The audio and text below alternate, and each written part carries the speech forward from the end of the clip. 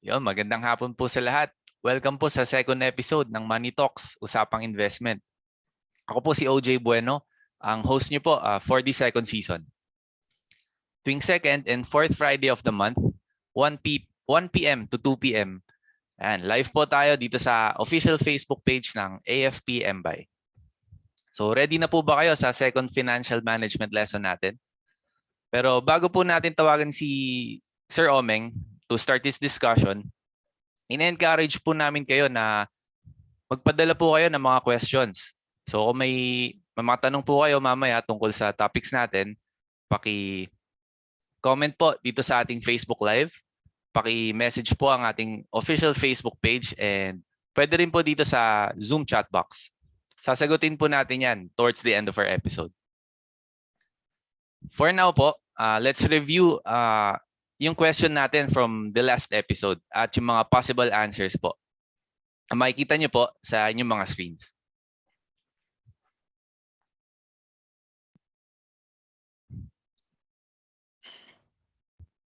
So, yan. Magbigay ng isang benefit ng mga money apps. So, yung mga benefits po na na-discuss ni Sir Omeng: convenience, safety, access to more products, build good credit standing, easy auditing. So, kung isa po kayo sa mga nakasagot, nagbigay ng mga sagot na nasa screen po, ayan, mananalo po. Ayan. So, naka-display na po yung mga nanalo. Congratulations po sa inyo. Abangan lang po yung 500 peso cellphone load.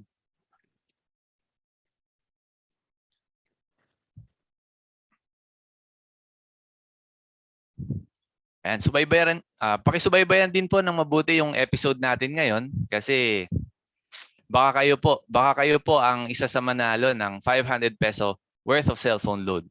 Kung masasagot niyo po yung tanong natin mamaya, ayan, sure naman nanalo po kayo. So, konting recap po from our last episode. Ayan, Sir Omeng, please go ahead po. Ayan, magandang hapon sa iyo, OJ, no? Again sa mga kasama natin dito sa Zoom and sa ating Facebook Live. Magandang hapon sa ating lahat. So tama ka diyan, OJ. Last 2 weeks ago we discussed the benefits, yung paggamit ng mga money apps, mga digital apps, digital wallets. And I guess isa sa mga magandang ma-pick up natin doon, aside doon sa benefits na pinakita natin kanina, OJ, is gamitin natin yung technology na makakapagpadali ng ating buhay, makakapagpadali para sa ating personal finance life, no? So buhay financial natin. So ito yung isa sa mga diferensya ng panahon ngayon compared sa mga nakaraang panahon. Meron na tayong iba't ibang teknolohiya na makakatulong sa atin para mapadali itong mga pag-manage natin ng ating pera, yung pag-manage ng ating oras, lahat ng ating resources, OG, no? So kung may naiisip kayo na plano na ukol sa inyong buhay pinansyal, malamang meron yang digital app or money app or online app, online banking. So i-maximize natin 'yon ng mga katropa para lalo tayong mapadali yung ating buhay, lalo tayong maging masagana sa ating buhay pinansyal. So yun, OJ, yung ating recap nung ating last week. Tuloy na ba tayo sa ating discussion for long-term investing?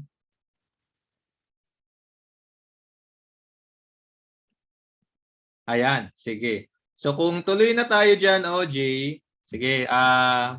So again, this is every 2 weeks ng mga katropa. So ito yung ating pag-uusapan ngayon about long-term investing. So this is our episode 2. After 2 weeks, meron na naman tayong another episode.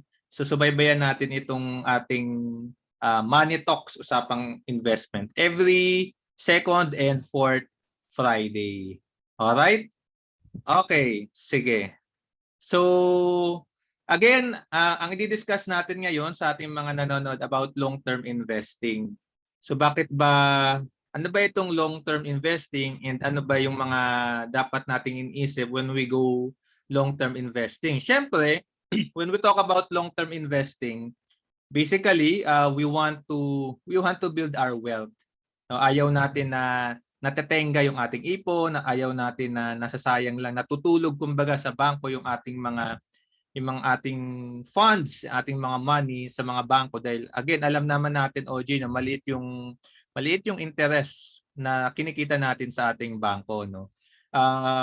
So when we like to grow our funds na mas mabilis, dapat ang iniisip natin ay hindi lang savings, hindi lang ipon, kung hindi diyan na pumapasok yung ating investment. Kaya meron tayong tinatawag na ayan. Meron tayong tinatawag na long-term investing, meron tayong tinatawag na short-term investing, no? When we say long-term investments, siguro bigyan natin ng panahon 'to, no? Gaano ba katagal itong long-term investing na pinag-uusapan natin?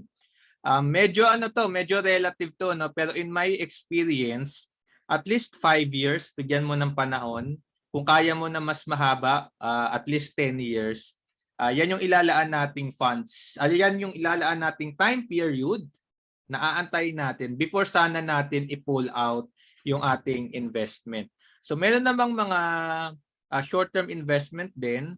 Pero again, kailangan ang tatandaan natin dito, saan ba or ano ba yung purpose? Ano ba yung paggagamitan ng ating pera? Alright? So yun lagi yung ating iisipin. Ano ba yung goal nitong gagawin kong investment? Ito bang goal na to ay para sa pag-aaral ng aking mga anak, which will happen after 10 years pa or more or longer, no? So ibig sabihin, pwede kang mag-invest sa mga long-term investment na pag-uusapan natin mamaya. Ngayon, kung meron ka namang, halimbawa, ikaw naman ay single at ikaw naman ay ikakasal in the next, siguro next year, 2 years, 3 years, hindi natin ilalagay sa long-term investment yung ipangkakasal mo kasi baka mamaya malugi ka, 'di ba? Hindi matuloy yung kasal mo kasi wala ka ng pambayad sa mga supplier mo, 'di ba?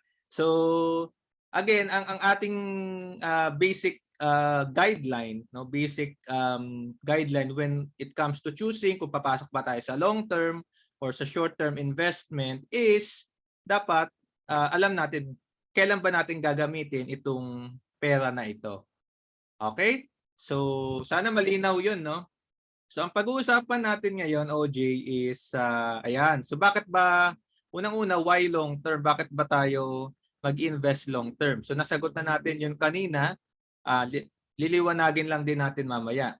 Tapos second, ano ba yung mga options natin when we talk about long-term investments? Kasi hindi naman ito na ituturo sa eskwela, sa trabaho, even sa family, never itong napag-uusapan. So Omeng, pag mag-i-invest ba ako for the long term na sinasabi, ano ba yung mga options ko? Okay, so pag-uusapan natin yan. And lastly, ano ba yung ating investment strategy? So dapat hindi tayo papasok lang sa isang bagay na hindi natin alam yung pinapasok natin. So dapat alam natin kailan ba natin to ipo-pull out, kailan ba ako magpapasok ng another funds.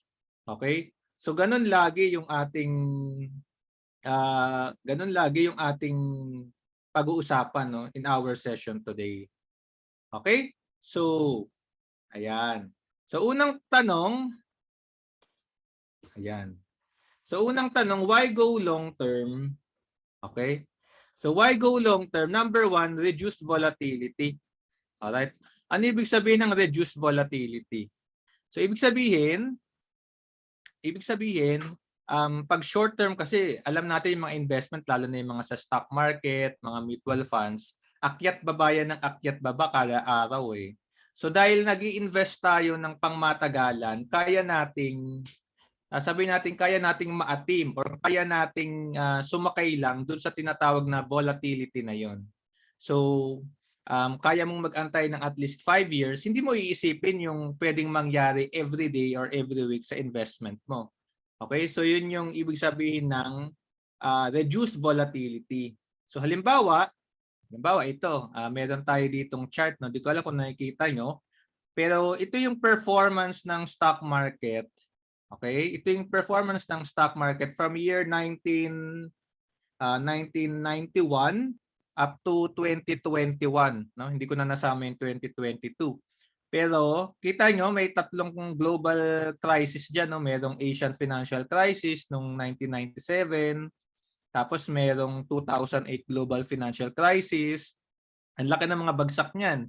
Tapos yung pinaka-latest sa atin is yung 2020 pandemic, no? Ang laki din ng binagsak sa mga investments around the world 'yan, ha. So matakpan lang ng mukha ko yung 2020, no. Pero ayan. So ibig sabihin kahit nag-down yung ating funds, siguro ang mga dinown niyan mga 30%, 40%, 50%. Kung mag-aantay ka lang ng mas mahaba pang panahon, nagre-recover naman siya eh. Kita nyo? So 2008, nag-down siya ng mga, I don't know, 40-50% ba yan? Pero by year 2012, after 4 years yon, so naka-recover siya. Tapos dire-diretso siyang akyat no, up to around 2018, 2019. So kung kaya nating maantay yung ganong time period when it comes to our investments, so nababawasan yung ating risk kumbaga. Okay? So yun yung ibig sabihin ng reduced volatility. Okay? And then yung second reason why bakit natin gusto pumasok sa mga ganitong long-term investing is yung tinatawag na compounding. Ayan. Sa compounding naman, so ito yung sinasabi ni Einstein na eighth wonder of the world. Sa compounding kasi, paglipas ng panahon, may natatanggap kang dividends sa mga investment mo. Tapos yung mga dividends na yon, mga interest na yon, kumikita din ng another set of dividends, interest. So, nagko-compound tuloy yung pera mo. So, meron akong pinakita ditong table, interest rate. Your 50 pesos can grow into 50 million. No? So, halimbawa, ang interest rate kada taon is yung pinakadulo na, no, 15%. So, your 50 pesos can grow into 50 million after 99 years.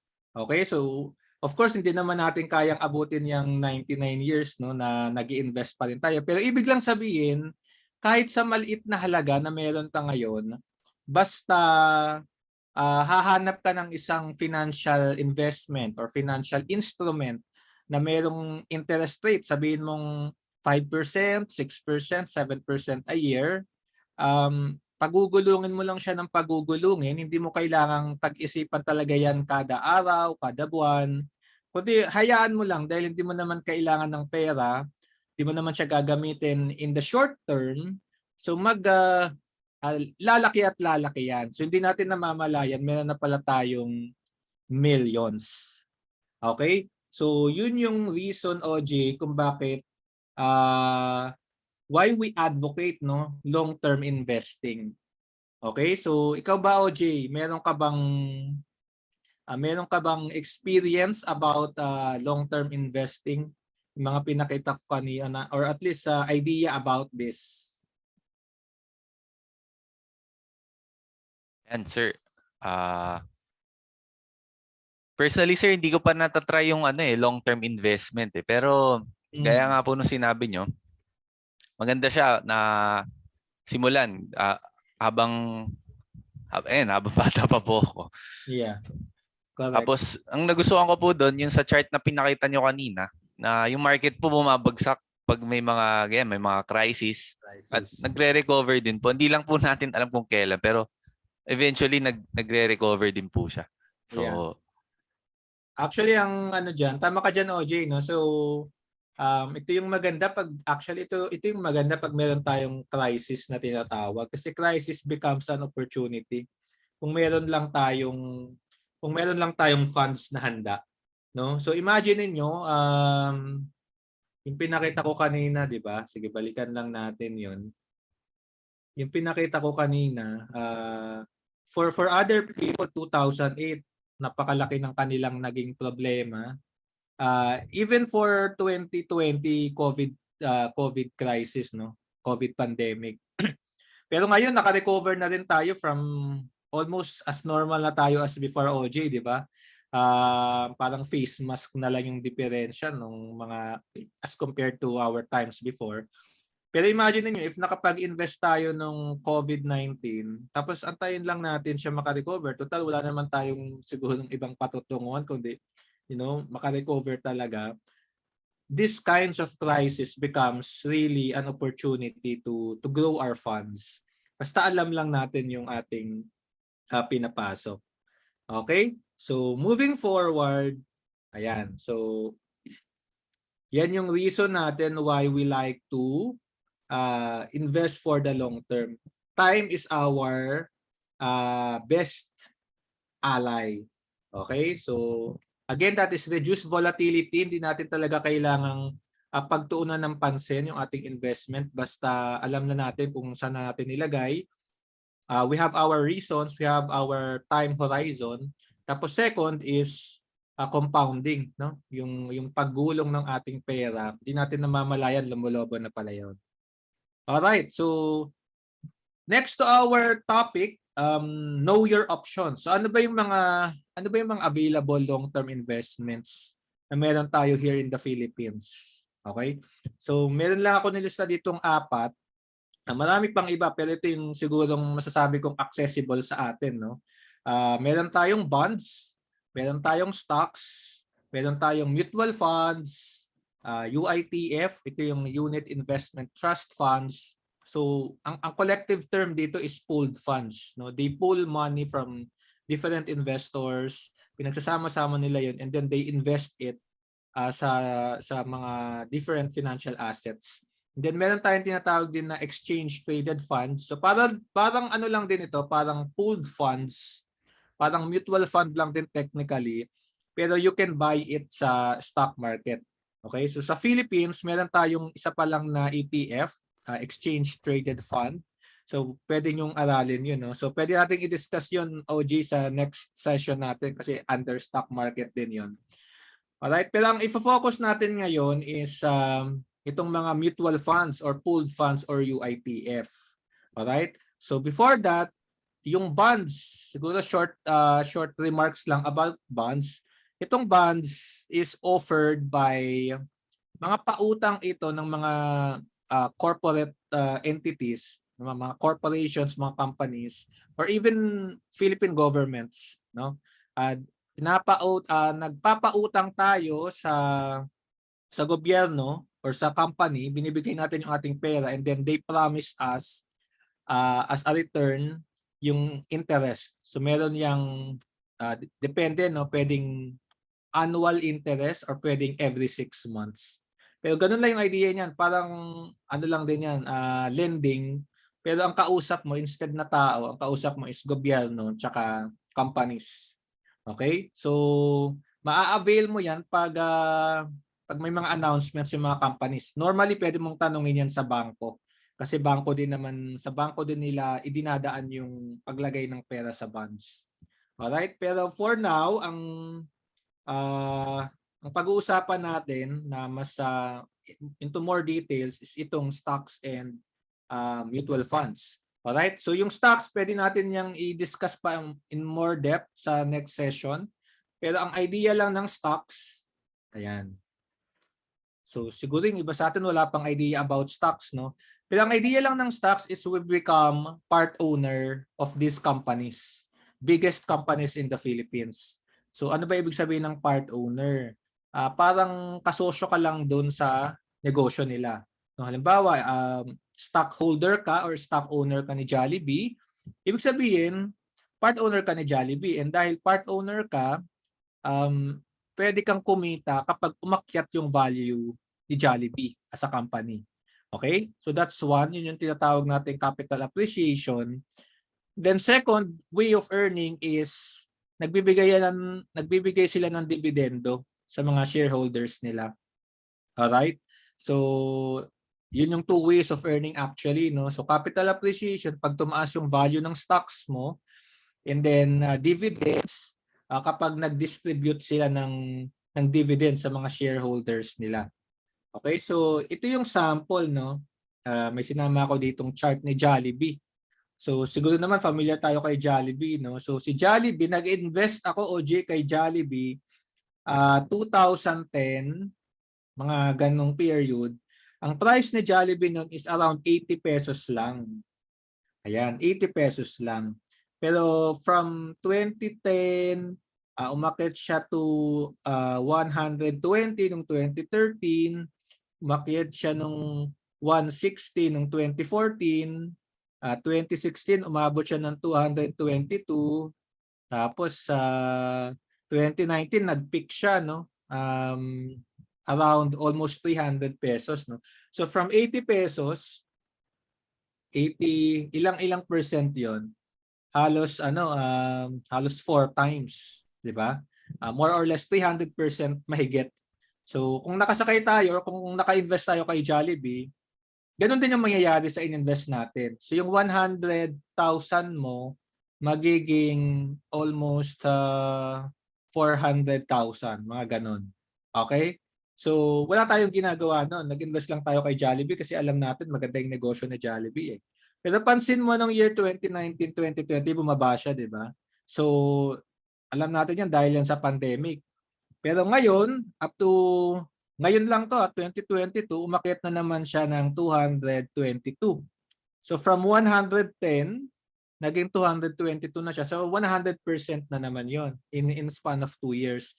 So hindi naman ganito lagi yung galawan ng mga stock sa stock market, OJ, no? Pero this just shows you ano ba yung mga possibilities. Pwede siyang umakyat ng tuloy-tuloy, pero pwede rin siyang bumaba. Kaya dapat long-term yung investment natin kapag pinapasok natin yung ating investment sa stock market. Okay? So, yan yung idea about investing in stock market. And paano ba tayo makapag-umpisa dyan? Ang kailangan lang natin is minimum opening capital. Pwede na tayong mag-start ng 1,000 pesos lang. Ganun kababa, no? 1,000 pesos lang. Tapos hanap lang tayo ng broker. Mamaya may papakita ako mga broker. Tapos syempre kailangan natin maglaan ng panahon para makapag-invest sa stock market. Okay? So kung meron kang 1,000 pesos ngayon, ayan, so puntahan nyo lang itong mga broker na to. Meron tayo kay Call Financial, BPI Trade, First Metrosec, BDO. So ito yung mga biggest stock brokers in the country, no? So parang nag-open ka lang din dyan ng bank account, pero ang ina-open mo is an investment account. Okay? Tapos ikaw na yung bibili mismo ng shares, ng stocks ng mga companies na gusto mo. Okay? So medyo, sana hindi kayo na-overwhelm, no? Kasi medyo, para sa iba, medyo bago ito. Pero ang point lang nito, kung gusto niyo talaga mag-start, punta lang kayo dito sa, i-google nyo lang tong mga brokers na to, tapos sundan nyo lang yung kanilang account opening procedures. Tapos yung next step nun, pwede nyo nang mapanood yon sa mga videos. So meron akong video sa YouTube channel ko, pwede nyo panoorin yon. But if you really want to start, kailangan nyo talaga ng investment account or trading account na tinatawag under these brokers. Okay? Hindi ako empleyado ng mga brokers na to, mga ano lang to, mga sikat na yung mga common brokers popular brokers in the Philippines. Okay? So, yun yung idea ng stock market, no? Sana nung 2019, no, sana nasakyan natin to. Pero hindi pa naman huli nga di ba? So we can still start today. Tapos pagmasdan natin ulit ano ba mangyayari sa stocks ni Jollibee, di ba? So basta naman solid yung companies, mababawasan natin yung risk about investing in stocks. Okay? And then another type of long-term investment, ito naman mas madali. Mas madali kasi meron tayong fund manager na tinatawag. So ito yung tinatawag na mutual funds. Sa stock market kasi, again, ikaw mismo yung gumagawa niyan eh. Medyo nakakapagod yan talaga kung gagawin mo siyang seryosohan, no? Pero kung long-term investor ka, kaya naman yan kahit mag-invest ka lang or i-check mo lang siya once a month. Pero sa mutual fund, ito, maglalagay ka lang talaga ng pera sa mutual fund. Tapos si fund manager na yung bahalang mag-invest. So kumbaga babakas lang tayo. Kung meron tayong 20,000, lagay natin yung 20,000 dito sa mutual fund. Tapos antayin na lang natin siya after 5 to 7 years. Okay? So kung kaya natin antayin ng mas matagal, edi mas maganda, no? So nakalagay dyan, sa mutual fund, meron kang indirect investor ka in effect, no? Kasi hindi naman ikaw yung nag-i-invest directly. Bumabakas lang tayo tapos bahala na sila si fund manager mag-manage. And then sila na ngayon yung mag-analyze ng market, sila na ngayon yung magba-buy and sell stocks. Tapos i-update ka na lang nila sa kanilang regular reports. Okay? So yan yung idea ng mutual funds. So, para makapag-start naman tayo sa mutual funds, so hahanap ngayon tayo ng tinatawag na mutual fund companies or investment companies. Okay? So, ito yung website, pifa.com.ph. So, diyan nyo makikita yung different mutual fund companies in the Philippines. Pero shinare ko na rin dito yung iba't ibang biggest mutual fund companies in the Philippines. So pipili na lang din kayo dyan, tapos mag-open na lang din kayo ng account, tapos ibibigay nyo yung inyong initial deposit. Alright? So ano ba yung performance omen nitong mutual fund? So pakita natin yung performance ng isang mutual fund, no? Pero before yan, ito pala muna. So ito yung basically yung procedures when we invest in mutual funds. So sana nakikita nyo. Meron kang, ikaw ito yung nasa pinakakaliwa. Meron kang extra money ngayon. Tapos meron ka ng broker. Okay? Or meron kang mutual funds. Okay? Meron kang account. And then bibili ka ngayon ng mutual fund. And then sa mutual fund na yun, naka-invest siya sa stocks, naka-invest siya sa bonds, naka-invest siya sa mga government treasury bonds. Alright? Tapos, aakyat lang yan or pwedeng bumaba, pero aantayin lang natin pag bumaba. Antayin lang natin siyang umakyat. Tapos pag masaya ka na sa tubo mo, pwede mo na siyang ibenta yung investment mo. Hopefully, yan, may balik sa iyo yung funds with some profit, no, with some gain. Okay? So ganun lang siya kadali, no? And ang kagandahan ngayon, online na lahat 'to. So pwede kang mag-open ng account tapos you can start investing in mutual funds online sa internet lang. So kayang-kaya 'yan. So hindi mo kailangan paglaanan ng maraming panahon. Okay? So going back, ano ba yung performance omen nitong mga mutual fund companies? So ito yung sample performance, no? Ito medyo matagal na, from year 1996 up to 2021. So this is one mutual fund. Ito yung Phil Equity na mutual fund. Pakita ko yung logo nila. Itong dilaw. Okay, itong dilaw. So ito yung kanyang performance. So pansinin nyo from 1996 yung start, no? Pero focus tayo dito sa year 2007-2008, nag-down siya, di ba? Nakita nyo ba yon? Nag-down siya here. Again, this is because of the 2008 Asian financial crisis. Pero nag-bull market siya, nag-boom siya up to around 2013, tapos down na naman siya.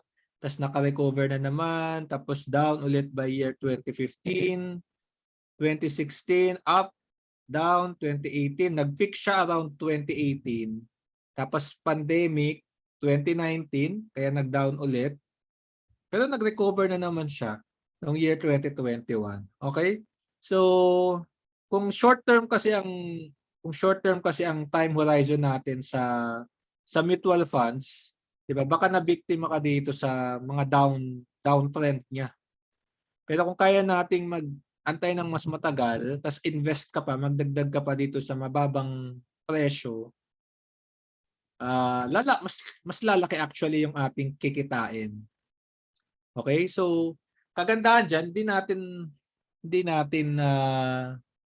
tayo naglalaan ng maraming panahon, no? Bumabakas lang tayo. Nilalagay lang natin yung ating funds. Okay? So I hope na nabuksan ko yung interest nyo about investing in pooled funds, stock market, yung bonds, almost ganun din yun, no? Mga ETF, exchange traded funds, ganun din yun, pooled funds din yun, pero pwede mong bilhin siya sa stock market. Pero I'd like you to focus dito sa mutual funds kasi ito yung pinakamadali. 'Di ba? Maglalagay lang talaga tayo tapos bahala na yung fund manager. Hindi naman natin gagamitin yung pera, antayin lang natin. Tapos instead na ang benchmark kasi natin dito yung nasa bangko eh. Instead na nag-iipon tayo sa bangko, ilagay natin dito sa mga pooled investment funds. Okay? So that is so much about investing in mutual funds. And then Siguro last note about mutual funds, no, meron tayong different types of mutual funds. Money market funds, meron tayong bond funds, equity funds, tsaka balanced funds. Okay? So pag sinabi nating money market, ito actually yung pinaka less risky pero mababa din yung returns. No? Less than 2% lang siguro ito. Yung bond funds, again, ito yung mga pautang, no? Pautang ng gobyerno, ng mga companies. Siguro ang returns dito mga 5% or 6%. Sa equity fund, ito naman yung stock market. So it could reach 10% to 11, 12, sometimes mas malaki kasi sa stock market to, equities. Yung balanced funds naman, combination ito ng bond fund tsaka ng equity fund. Kaya siya balanced. Balance yung bond fund tsaka equity fund. So ang returns nito historically mga nasa 7, 8, 9%. Okay? So ayun, so sa bawat mutual fund companies may mga ino-offer na ganyang types of mutual funds.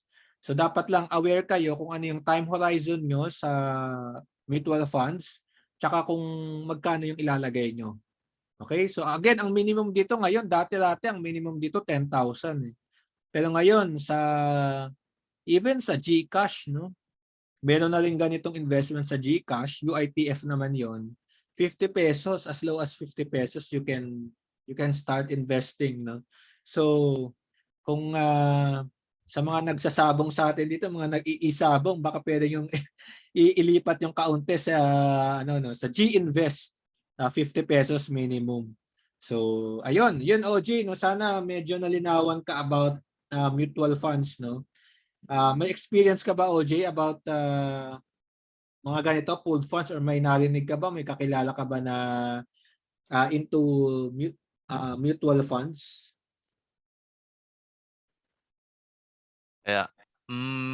Wala pa po akong kilala sir directly na nag-invest sa mutual funds. Pero sa few recommendations po na natatanggap ko, pagka yun nga po, hindi sila makakatutok sa market, hindi nila mahahandle yung yung investment nila. Mas maganda po na ipahawak na lang yung hard-earned money nila dito sa mga mutual funds, kasi ito po mga mutual fund, alam po nila yung mga investment decisions. So sir, teka, bago po, remind ko lang po ulit yung mga natin, mga viewers. Kung may mga questions po kayo related sa mga accounts ninyo, paki-message po directly itong Facebook page natin. Kung mga questions naman po related sa topic natin ngayong hapon, paki-comment po dito sa ating Facebook live. So remind ko lang po ulit, pag pertaining sa account, paki-message po directly ang Facebook page natin kasi mas detalyado po maging sagot sa inyo. Yan lang po. Sir Omeng, please continue po. Ayan. So tama ka dyan OJ. Yan, tama ka dyan OJ, no. Para talaga yung mga pooled funds, mga mutual funds, yung mga UITF na yan, ETF, para talaga yan sa mga tao na mga normal employees actually, or even mga businessman na walang oras to monitor yung kanilang investments. So yun yung design ng mutual funds. So kung napaka-busy mo, instead na lumilipas yung panahon, wala tayong naitatabi, magtabi tayo, siguro start tayo 1,000 a month, di ba? 1,000 a month is parang 30 pesos a day lang yun, no? So gawin natin 50 pesos a day, so 1,500. So ang mahalaga talaga nasisimulan. Okay? Alright, sige, tuloy tayo dito sa ating next topic. So after discussing itong long-term investment, pag-usapan naman natin, okay, Omeng, willing na ako mag-start. Paano ko ba to exactly gagawin? So meron tayong tinatawag na peso cost averaging. So ano ibig sabihin ng peso cost averaging? So pansinin niyo yung picture na to. So ito halimbawa yung investment mo, no, or yung market, up siya, nag-down siya, up. Pero at every turn, so nagdadagdag siya ng investment. Okay? And then over time, ang nangyayari diyan is na-average mo yung price mo, yung purchase price mo. So, once umakyat yung market, mas malaki actually yung tutubuin mo. Alright? So, peso cost averaging, ano yung ginagawa natin? We invest in giant companies, mga malalaking kumpanya or mutual funds with little amounts regularly. Alright? So, nandyan yung mga components niya. No? So, dapat, doon lang tayo sa mga malalaking mutual funds or malalaking companies.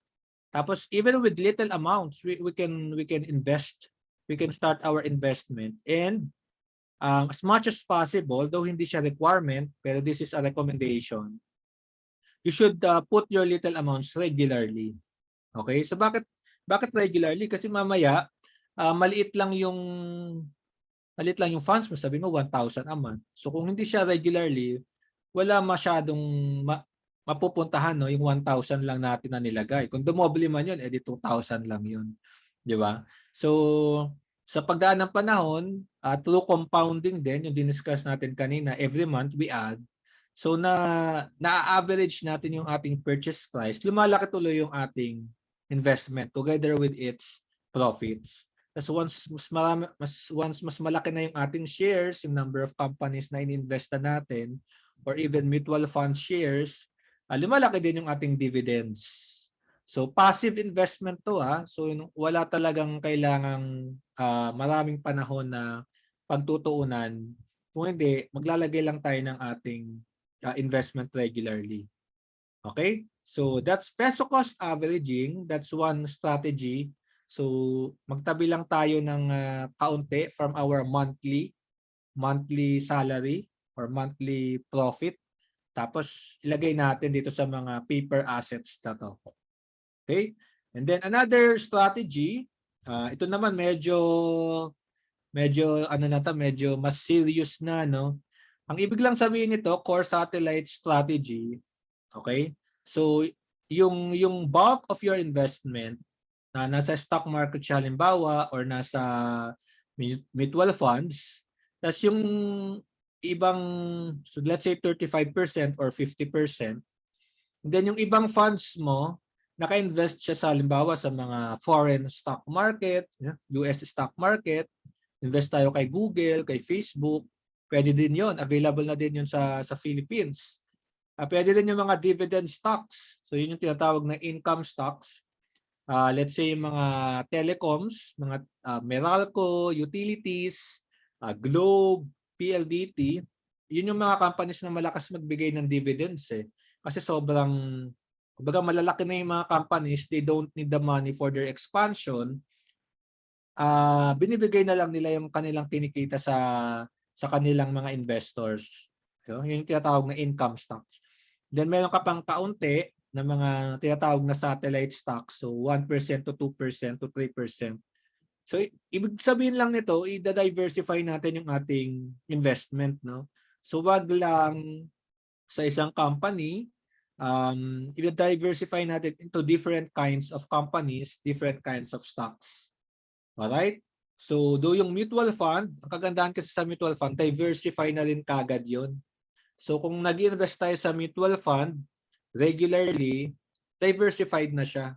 So hindi na natin kailangan isipin talaga yung diversification kung paano natin gagawin dahil ginagawa na yun ng fund manager. Alright? So, punta ngayon tayo dito sa dito ngayon tayo sa investing tips for the long term. Ayan. So ano ba yung mga ideas about investing in the long term? So again, sa mga nanonood sa atin, no, mga kasama natin sa Facebook Live, kung meron kayong questions, lagyan natin yan sa ating Facebook comments para masagot natin at the end of our session. So, moving forward, ano ba yung mga investing tips? So, na-mention na rin to ni OJ kanina, we start young, we start early, because again, pag long-term investment ka, ang pinaka-best friend mo dyan is yung time. And kapag bata ka pa, no, or sabi na kahit matanda ka pa, kung mahaba pa yung panahon na pwede mong ibigay sa iyong investment, that's a good news actually. So we with our time frame, we can ride yung fluctuations, mga short-term fluctuations. Pwede na natin silang kalimutan Tapos, mag-i-invest na lang tayo with a fund manager. So start young and time is our best friend, no, when it comes to investing. Alright? So we're not talking about trading here, kasi merong iba siguro nagtataka bakit baka ang iniisip nila mga bibili ako, bibenta ko next week or tomorrow, bibenta ko. So mga short-term trading na 'yon. That's another topic na. So medyo mas malaki yung risk doon, though possibly mas malaki din yung pwedeng kitain, pero risk-reward relationship kasi ang meron tayo. So that's our first step, start young.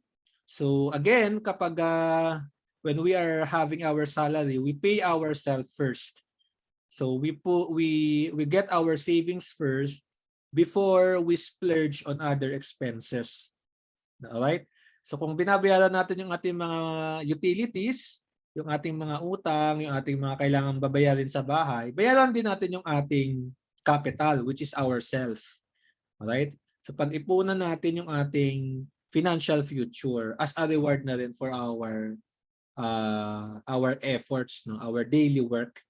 Alright? So again, it doesn't have, ayan, ito pala yung ating ayan. So it doesn't have to be big. Ito yung ating next step, no? Start small. Start small with something you understand. So in this session, pinakita ko sa inyo yung different kinds of mutual funds sa stock market. After 2 weeks, we will discuss further yung stock market. Pero ang importante talaga is really for us to start small. Okay? So gaano ka small yan, depende na yan sa inyo. So magkano ba yung afford nyo, doon tayo mag-start. So wag nating hangarin mag-start ng malaki if hindi naman talaga kaya ng ating finances, no? Ang importante dito is you really establish your habit of saving, no? Habit of saving. Mas mahalaga yung habit kaysa yung mag-start tayo na malaki pero hindi natin kayang sustain. So start small. Kung kaya mo ng 50 pesos lang, di we start with 50 pesos. 100 pesos, di we start with 100 pesos. Diba? So kung ano yung kaya natin, doon tayo mag-start. Alright? So start small, think big. Okay? Start small, think big. And then, that's our second investment tip. And then yung third investment tip, ayan. So invest consistently. So yung na-mention ko kanina, gawin nating habit itong investment na to. Kasi otherwise, kung hindi natin siya gagawing habit, baka wala ding mangyari, no? Wala naman nangyayari talaga normally pag mga short term, di ba? Even sa mga projects natin sa buhay, even sa relationship natin, di ba? Sa ibang tao, pag short term lang, parang ang hirap i-sustain. Pero kung long term, at least we can come up with a plan and we become consistent. So, gumugulong yan. Hindi natin namamalayan sa paunti-unti nating pag-invest, lumalaki na pala siya. So magugulat na lang tayo, meron na pala tayong malaking investment. So ganyan yung experience ko, OJ. Nag-start ako, siguro sharing lang, nag-start ako mag-invest nung right after ko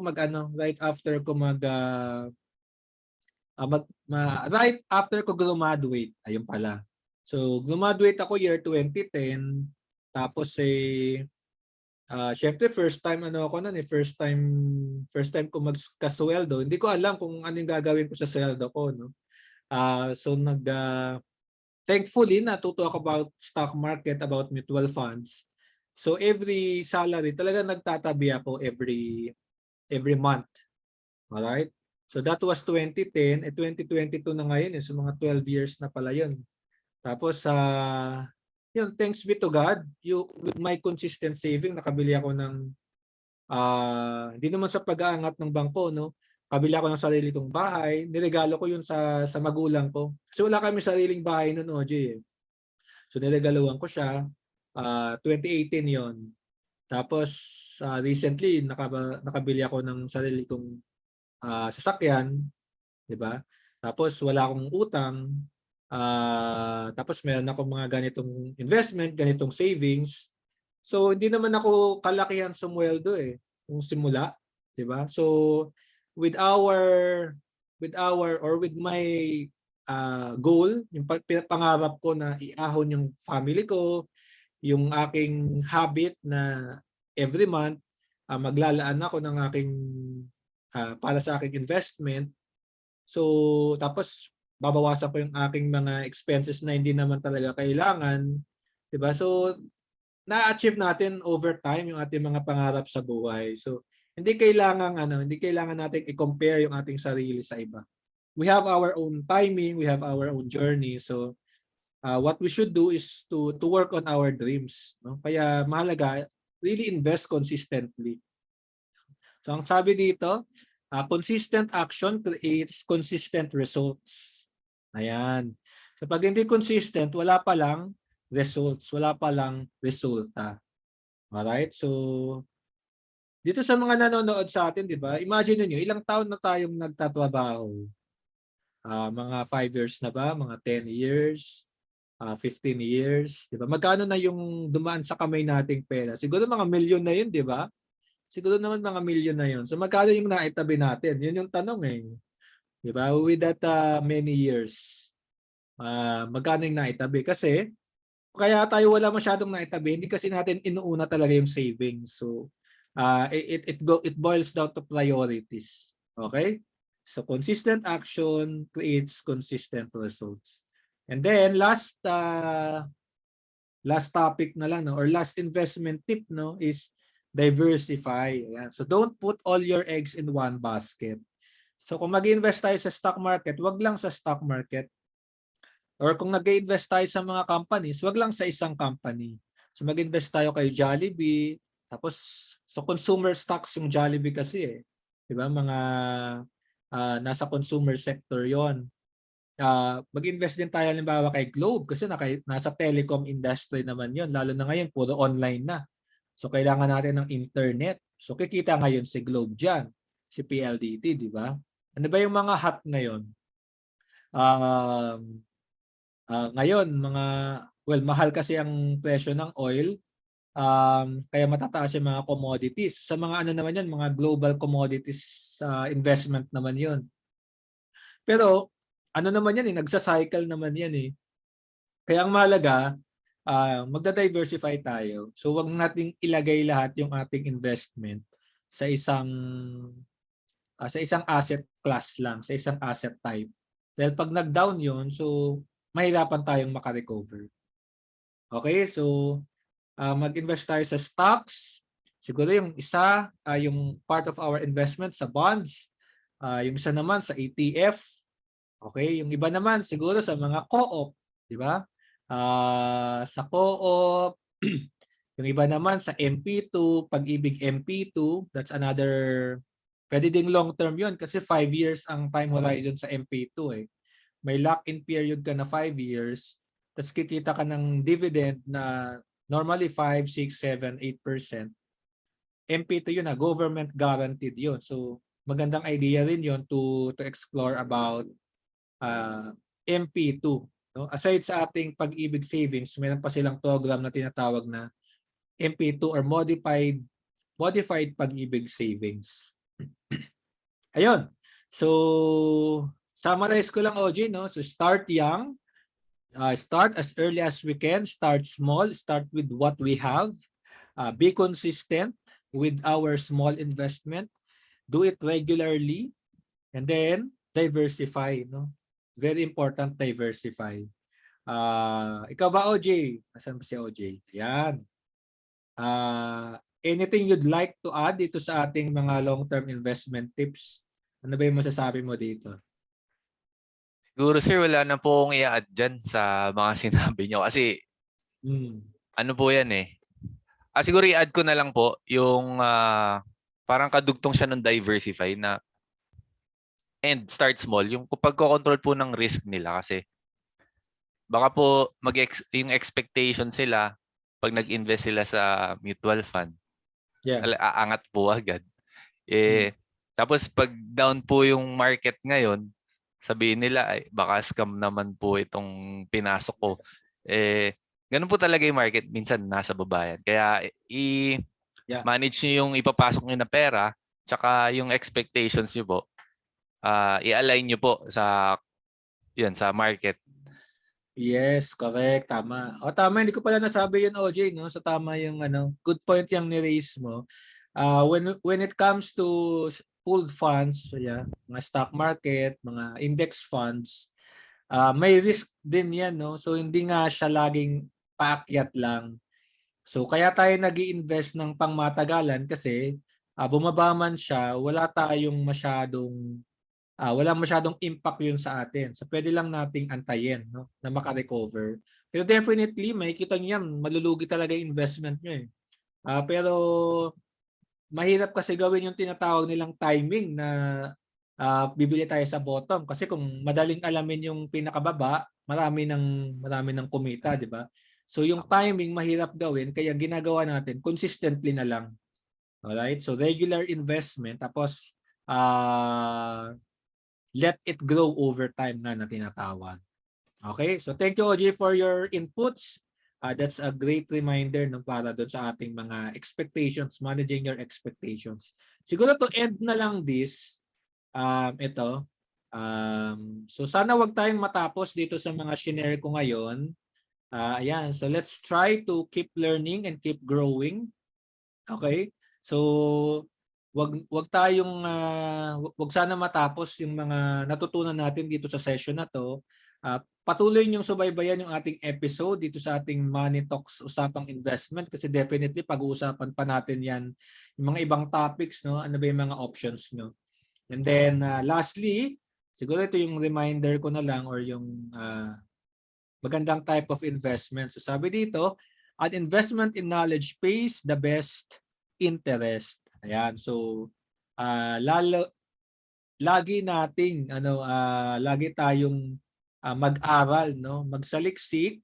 Huwag tayo kagad papasok sa mga quick money investment schemes, no? Baka hindi natin namamalayan mga scams na pala yan. So very prevalent yan sa mga provinces or even here in Metro Manila.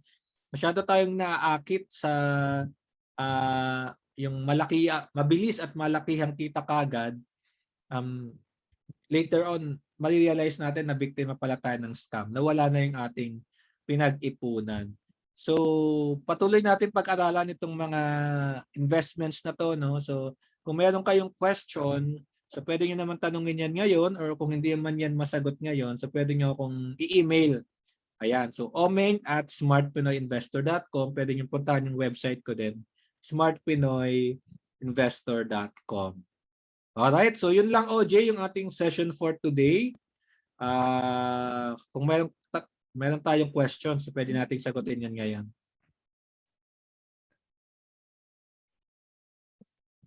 Yan, Sir Omeng.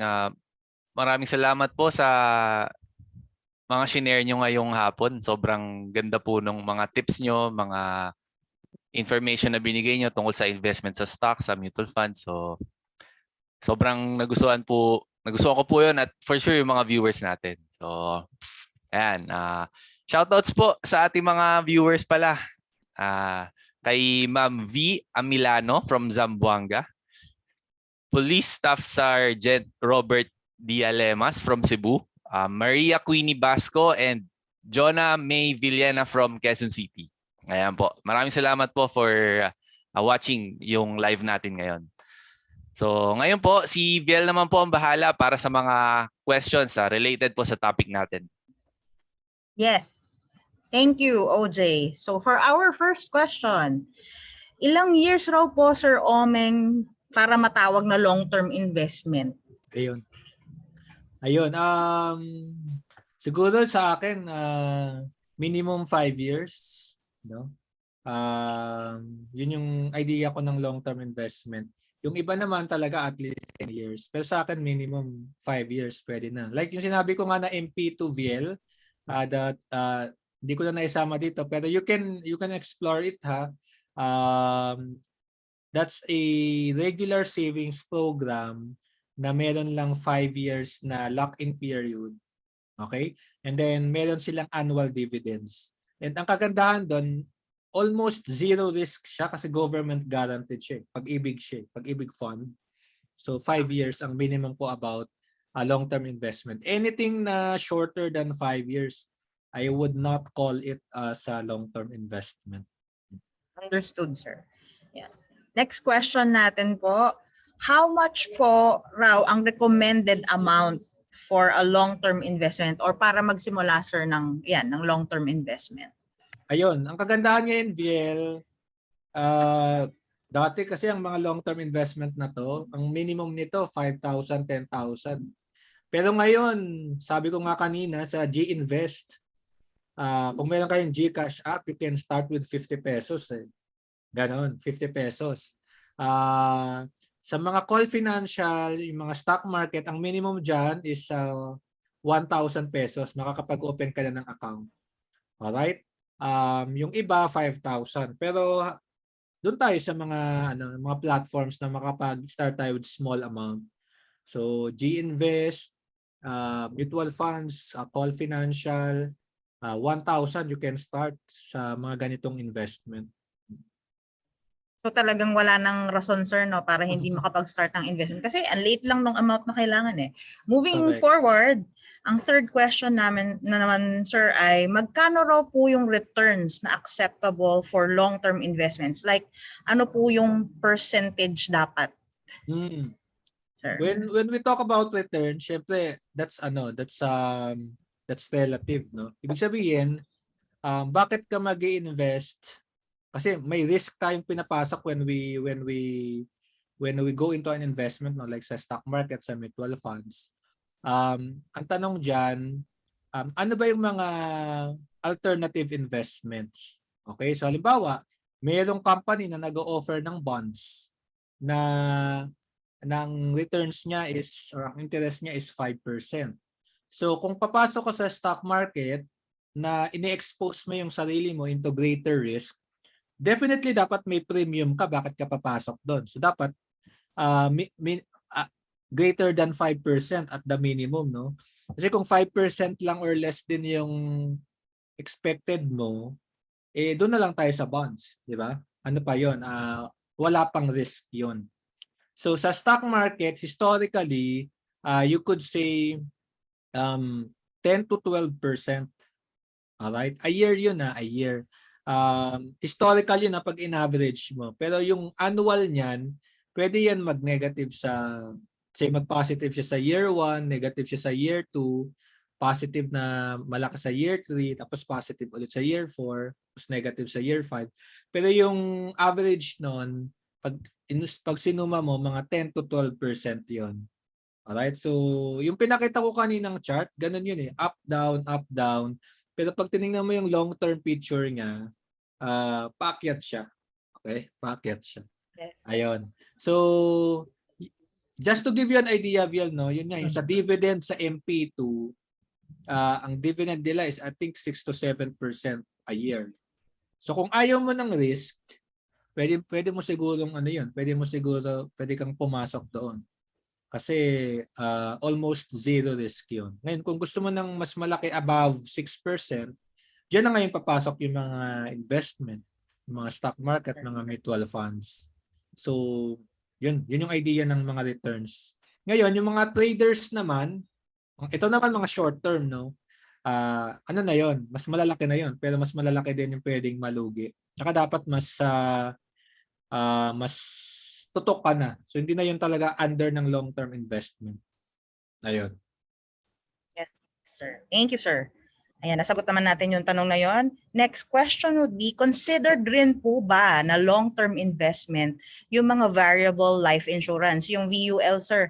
Yung mga 10 years to pay, 20 years to pay. Yan, sir. Yeah, for long-term din yan kasi malaki din yung time horizon mo. Tapos is consistent rin naglalagay. Okay? Ang kailangan lang tandaan sa VUL, mga ganyan, is katabi magkasama siya, no, investment siya with insurance siya with investment. Okay? So first and foremost, it's an insurance product. So nilagyan ng investment para over time, pag lumaki na yung investment mo, you don't need to pay for the premium kasi yung investment mo na yung magpe-pay for the premium. But definitely, it's a long-term ano din, investment din. Okay? So hindi ka bibili ng VUL dahil kailangan mo ng funds in the next 5 years. Okay? So hindi Yes. ganun mag-work ang Ah. VUL. Ayun. Mas matagal nga siya, sir, kasi it's either 10 or 20 years mo siyang babayaran eh. Yeah, actually matagal yung mga depende sa monthly payment mo, monthly premium, di ba? Yeah. I think yung sa akin nga 15 years yung aking isang policy. Tapos meron ako another 15 years din. So, ganun siya katagal. Yes. Last question, sir. If bago raw po sa investing, ano pong magandang mix ng investment options ang pwedeng gawin? Kung bago. Kung bago ka pa lang. Depende, no? Is Kasi kung there- bago ka, pero nasa senior ka na, kung matanda ka na, pwede kasing matanda ka na, pero bago ka pa lang papasok. Yes. Definitely, babawasan mo yung exposure mo sa mga riskier assets, which includes yung stocks, no? So, doon tayo more on bonds type of investment. So, siguro mga 50-50 or 40% sa stock, 60% dito sa iyong sa bonds, no? Sa mga mas mababang risk. Pero kung bata ka pa naman, if you just want to check it out, siguro pwede mo rin gawin yun 50-50. But I would say mas maging aggressive ka because time is on your side. Yan yung benefit kasi pag bata ka, time is on your side. So whether bumaba man yan, you can wait it out. You can wait it out. Ngayon, kung ayaw mo naman na talagang di ka makakatulog sa gabi because nag-down yung investment mo ng 10%, so siguro doon tayo sa mga bawasan natin yung exposure natin sa stocks. So siguro 30% lang yung stocks mo. Doon tayo sa balanced funds or doon tayo sa bond funds, bond type of mutual funds. Okay, so depende siya sa risk appetite na tinatawag. Kasi may iba, VL, na hindi nila kayang maatim na makita yung investment nila na down ng 10%. So hindi sila nakakatulog. May mga ganun. So i-align din natin yung ating investment dun sa ating risk appetite. Kasi ayaw mo na nag-i-invest ka pero yung health mo nagsasuffer because di ka na makatulog sa gabi. Yes. Ayun. Tama. Thank you, sir. Yes, very enlightening po yun. So, depende talaga kung newbie ka, pero kung senior na, so it really depends kung ano yung circumstances din. Ayan. Yeah. Maraming salamat po, Sir Omeng, sa pagsagot ng ating questions. And thank you rin po sa lahat na nagpadala ng kanilang questions. Back to you, OJ.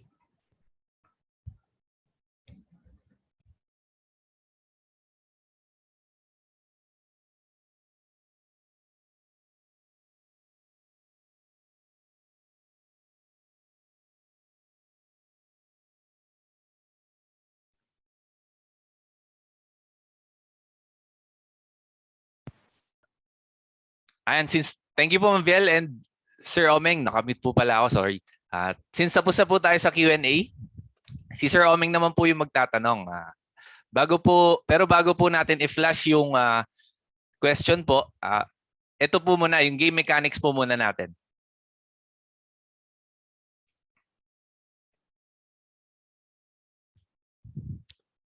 Pakitignan po ng mabuti yung inyong screen para sa example ng game mechanics.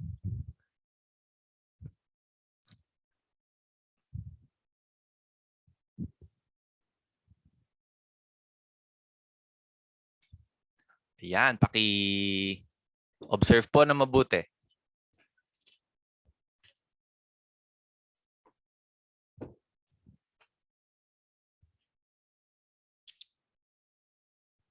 Okay na po. So, Sir Omeng, kapag ready na po kayo, ano po ang ating question for this episode? Ayan, thank you, OJ. So for our question for today, naka-display sa ating screen. Ayan, so magbigay ng isang long-term investment option. So meron tayong pinakita kanina na 4. Yung iba pa ulit-ulit natin diniscuss. So isa lang yung ibibigay nyo. So magbigay ng isang long-term investment option and get your chance to win 500 peso load. Ayan.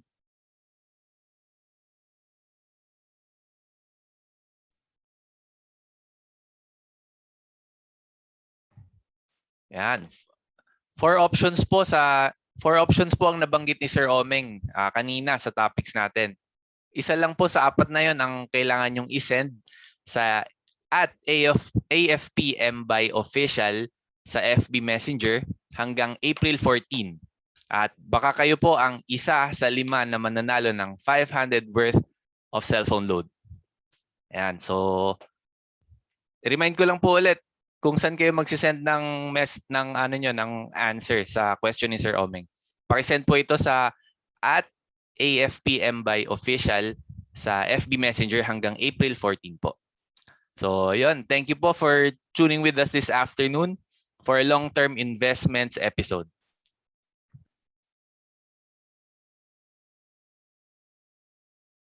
Omeng? Ayan, so thank you again sa ating mga manonood, no. Thank you OJ sa mga sumubaybay sa ating investment episode ngayon. So kita-kits ulit tayo OJ, no, after 2 weeks dito sa ating episode. And if may question kayo, again, you can email me at omeng@smartpinoyinvestor.com. Okay, back to you OJ. Yan.